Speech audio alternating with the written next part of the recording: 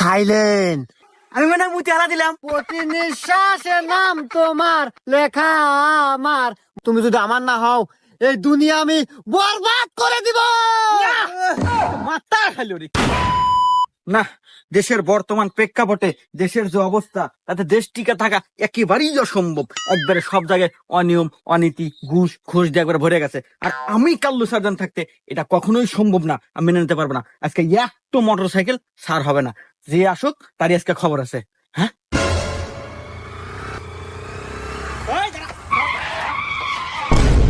কি রে, তোরা কি দেশের প্রধানমন্ত্রী নাকি?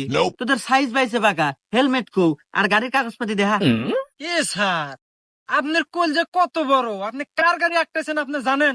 পেছনে দেখেন। হ্যাঁ,